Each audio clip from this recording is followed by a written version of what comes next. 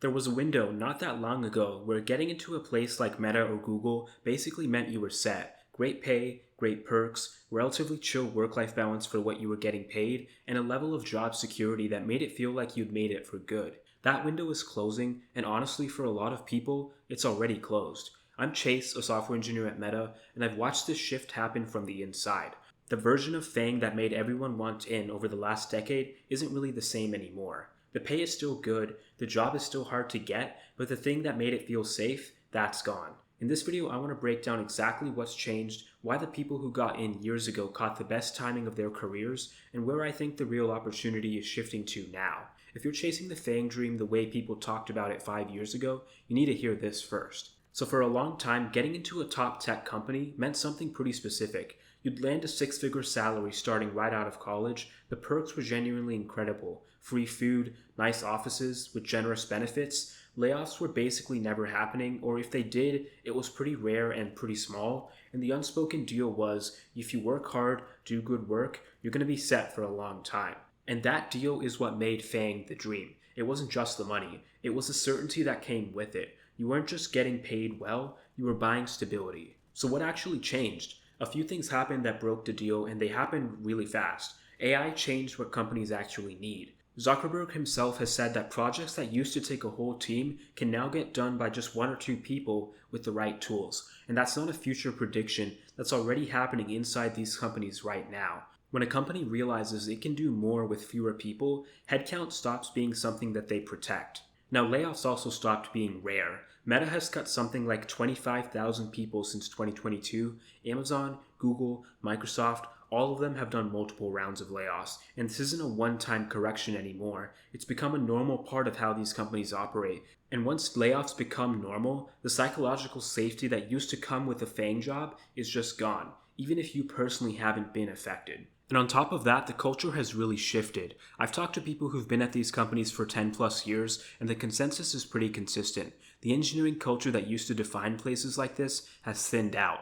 There's more pressure, more performance management, more uncertainty baked into the day-to-day. It's just not the same environment that people were raving about a decade ago. And here's my honest opinion on why this matters more than people realize. It's that a job's value isn't just the salary number, it's salary plus security plus quality of life. FAANG used to win on all three, but right now it's really only winning on one, and even that's getting more competitive from other companies. And this is the part that I think most people haven't fully realized yet. The companies people are most excited to get into right now are places like OpenAI and Anthropic, not the traditional FAANG names. Compensation at the top AI labs is genuinely competing with, and in a lot of cases, beating the total comp that you get at FAANG. These companies are smaller, which means for now at least there's going to be less overhead and you're going to be able to get more stuff done compared to at companies like Google. And at least for now, it's likely that there's a much higher signal to noise ratio on the actual work being meaningful. Getting in is arguably more competitive than FAANG used to be because everyone sees the same writing on the wall that I'm describing in this video. What I think is happening here, and this is just my perspective on it, the talent market is kind of repricing what a top tech company means. For the last 15 years, a top company in tech meant scale, meant a recognizable consumer brand, but now it's starting to mean being closer to the actual frontier of what's changing the industry. That's a real shift, and I don't think it's temporary. Now let's talk about the people who timed it perfectly. I want to be honest about something because I think it's an important part of the story. The people who got into FAANG before the pandemic or even during it caught the best window this industry has probably ever had.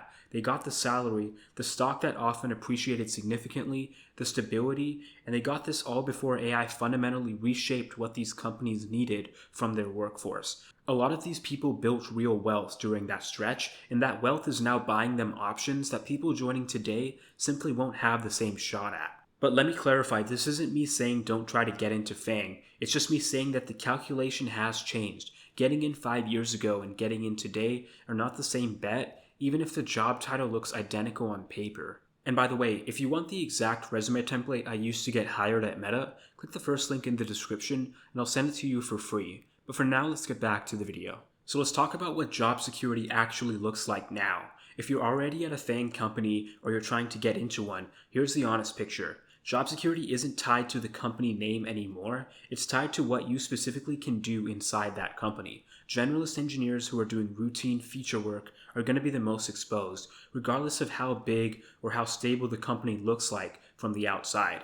And engineers who are working close to AI, infrastructure, security, or even systems that the business genuinely can't function without are going to be in a much safer spot. The company brand on your resume still matters, but it no longer guarantees the stability that it used to. My honest take here is that people need to stop treating the company name as the whole strategy. For years, I work at Meta or I work at Google was basically a complete career plan on its own, but that's just not enough anymore. What you actually do day to day inside that company matters just as much, if not more. So is FAANG still worth pursuing? The short answer is yes, but it's for different reasons than before. The pay is still excellent, and that's not going anywhere. The brand name is still going to open doors for your next move, which matters more now than it used to, since you should plan around moving rather than staying for decades, and the experience that you get is working at scale, and it's still genuinely valuable and hard to replicate elsewhere.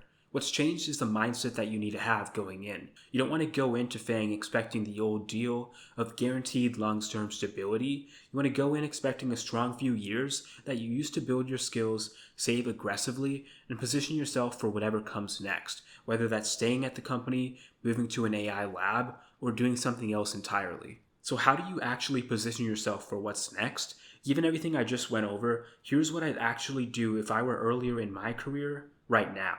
I would want to build skills that are useful regardless of which company you end up at, so things like AI integration, infrastructure, and security, instead of skills that are tied to only one specific company's internal tools.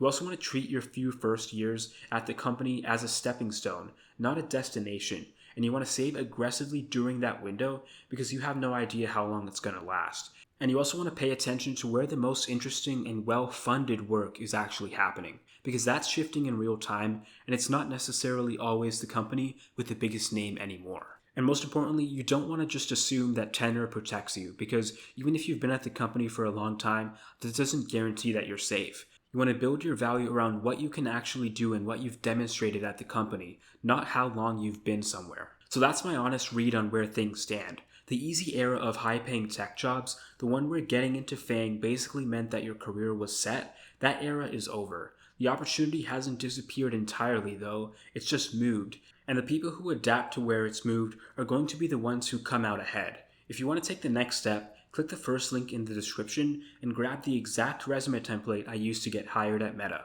It's completely free, and if you're not ready for that yet, I highly recommend watching the video on screen next, where I break down how to find tech jobs with low competition, because if FAANG isn't the only goal anymore, you need to know where else to actually look. Thanks for watching, make sure to subscribe, and I'll see you in the next one.